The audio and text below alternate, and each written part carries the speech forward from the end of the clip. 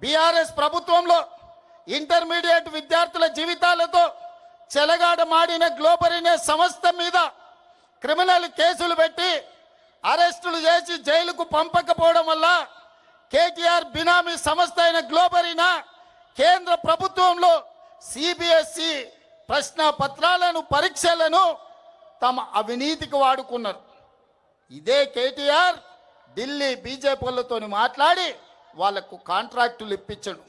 ఆ విధంగా సిబిఎస్ఈ పరీక్షలు ప్రశ్న పత్రాలను కుంభకోణాలకు పాల్పడ్డప్పుడు ఈ కోఆంట్ సంస్థను మీరు అరెస్టు చేయకపోవడము, కేంద్ర ప్రభుత్వం చర్యలు తీసుకోకపోవడం వల్ల నీట్ పరీక్షల్ని నిర్వహించే వాళ్ళకు కూడా ధైర్యం వచ్చింది, దొంగతనం చేయాలన్న ఆలోచన వచ్చింది.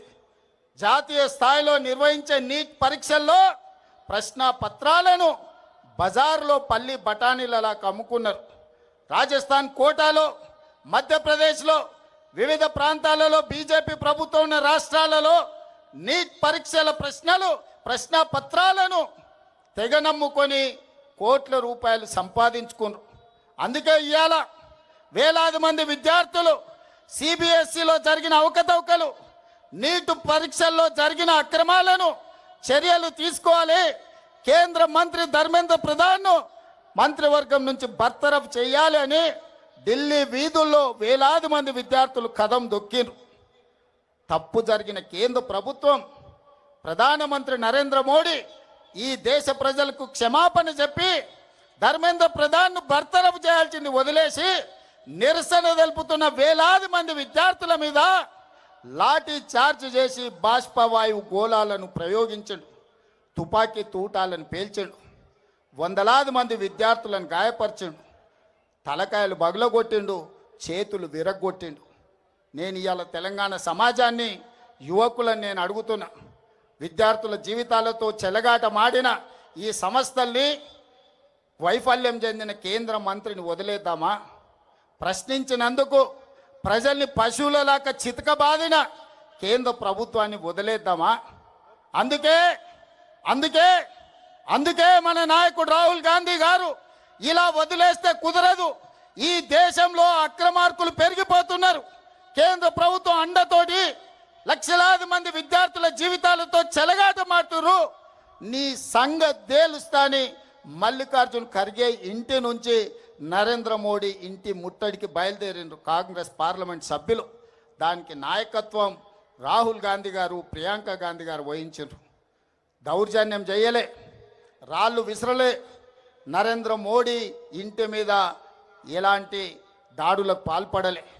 శాంతియుతంగా మహాత్మా గాంధీ వారసులుగా, ఈ దేశానికి ప్రాణాలు ఇచ్చిన మహాత్మా గాంధీ స్ఫూర్తిగా, ఈ దేశం కోసం అమరులైన ఇందిరాగాంధీ స్ఫూర్తిగా, ఈ దేశం కోసం చివరి రక్తపట్టు దారబోచిన రాజీవ్ గాంధీ స్ఫూర్తిగా ప్రశాంతంగా మోడీ ఇంటి ముందు రోడ్డు మీద కూర్చొని నిరసన తెలుపుతున్న రాహుల్ గాంధీ గారిని, ప్రియాంక గాంధీ గారిని పోలీసులను పెట్టి కొట్టించి రక్తం చిందేలా గాయపరిచి రోడ్డు మీద బరబరా ఈడ్చుకుంటూ పోయినరు. మరి యువకులారా, మన అందరం చూసుకుంటూ కూర్చుందామా? నరేంద్ర మోడీని శిక్షిద్దామా? ఒక్కసారి ఆలోచన చేయండి. అందుకే ఇవాళ కొడంగల్ అభివృద్ధి కార్యక్రమాలు, కొడంగల్ కార్యకర్తలతో ఆత్మీయ సమ్మేళనం కోసం నేను వస్తే అర్ధరాత్రి నాకు ఈ సమాచారం అందింది. అర్ధరాత్రి అప్పటికప్పుడు ఈ విధంగా వదిలేస్తే బీజేపీ పెట్టరేగిపోతుంది, పాశవిక దాడులకు పాల్పడుతుంది. ఖచ్చితంగా కొడంగల్ చౌరస్తా అంబేద్కర్ సాక్షిగా నరేంద్ర మోడీ గుండెలు అదిరేలా నినదించాలని ఇవాళ మిట్ట మధ్యాహ్నం ఎర్రటెండల మనం వేలాదిగా ఇక్కడ మనం జమైనం. మేం కొట్లాడుతుంది మోడీ ప్రభుత్వం మీద, బీజేపీ మీద. మధ్యలో ఇక్కడ చోటాబాయికి ఏం నొచ్చిందో నాకు అర్థమైతలేదు. నీకేమైందిరా నాయన? నేను మోడీనంటే ఈ కేడీగాడు ఎందుకు ఉలిక్కి పడుతున్నాడు మధ్యలో? నేను మోడీని అంటున్నా. మోడీ తప్పు చేసిండంటే నీకేంది రోగం? మధ్యలో యూత్ కాంగ్రెస్ వాళ్ళు వచ్చి నా కారు అడ్డం వచ్చిండ్రు, పోలీసు వాళ్ళు సంపుడు చంపి తీసుకుపోయాను మంచిగా. నేనేమంటున్నా అంటే, ఏం జరుగుతుంది ఈ దేశంలో? నువ్వు రావు, ఢిల్లీలో రాహుల్ గాంధీ పోయి ప్రధానమంత్రి ఇంటి ముంగట కూర్చుంటే ఈ నల్లమల పిల్లి పోయి కొడంగల్లో దాక్కున్నది. ఢిల్లీకి పోలే ఈడ పోయి దాక్కున్నాడు. అరే మీ మహేష్ గౌడ్ పోయి రాజ్భవన్ ముంగట ధర్నా చేసిండు. కనీసం ఆయన కొద్దిగానే రేషం ఉన్నది. నువ్వే ఆడున్నావు. కొడంగల్లో దాక్కున్నాడు పోయి. కొడంగల్లో మళ్ళా గట్టిగా ఇంకా విచిత్రం చెప్తా మీకు. కొడంగల్లో పోయి ధర్నా చేసినట్టు చేసిండు. రాహుల్ గాంధీని అరెస్ట్ చేసిర్రు, వెంటనే ఇడిచిపెట్టాలి, మావునికి దెబ్బ తాకింది, గింతంత గీర్కపోయింది, అయ్యో చాలా అన్యాయం జరిగింది అని బాధపడుతున్నాడు. నేను అడుగుతున్నా రేవంత్ రెడ్డి, ఏమన్నా కొద్దిగా సోయుందా నీకు? నీకు కూడా ఒక బిడ్డ ఉంది, నీకు కూడా మన్మడున్నాడు. నీ బిడ్డను ఇవాళ అక్కడ పిల్లల్ని కొట్టినట్టు కొడితే ఊకుంటావా ఒక తండ్రిగా? కనీసం రేషం లేదా? పిల్లలను గొడ్డులను కొట్టినట్టు కొడుతుంటే కనీసం స్పందన లేదు నీకు. ఢిల్లీ దాకా పోయి మరి మీ నాయకుడితో కూర్చునే ధైర్యం కూడా లేదు నీకు. ఇంకా మీదికెళ్ళి మోడీ గారిని, ధర్మేంద్ర ప్రధాన్ గారిని ఇవాళ ప్రధానంగా యువత డిమాండ్ చేస్తున్నది. జవాబు చెప్పండి అని చెప్పి మోడీ గారిని, ధర్మేంద్ర ప్రధాన్ గారిని అడుగుతుంటే మన చోటాబాయ్ ఈయనేం అడుగుతుండేరికేనా, కేసీఆర్ కేటీఆర్ తప్పటిదంతా. ఎక్కడ దొరికినవయ్యా నువ్వు? నాకు అర్థం కాదు. దేశమంతనేమో మీ నాయకుడు రాహుల్ గాంధీతో సహా మోడీ, ధర్మేంద్ర ప్రధాని ఇద్దరు రాజీనామా చేయాలని వాళ్ళు పెడుతుంటే నీకు కేసీఆర్ తప్ప ఇంకొకరు కళలు కూడా ఇంకొకరు యాదికి రాక మానరిగా నీకు. ఆ వెనకటికి ఒక సినిమా ఉంటుంది, ఆ సినిమాలు ఇంతకుముందు వచ్చేటప్పుడే మా అన్న ప్రశాంత్ రెడ్డి అని చెప్తున్నాడు. అదేంటది? కుక్క కథ కదా. చిన్న పిల్లగాడు కూడా ఉంటాడు, వాని ఏం అడిగినా లాస్ట్కి ఏమంటే నాకు కుక్క కావాలి అంటాడు. అట్లా ఈయన కూడా అంతే. ఇక ఆయన నిద్రలో లేపు, ఈ ముఖ్యమంత్రిని నిద్రలో లేపు.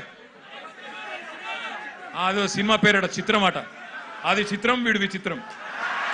అంటే నిద్రలో లేపి అడిగితే కూడా కేసీఆర్ కేసీఆర్ కేసీఆర్.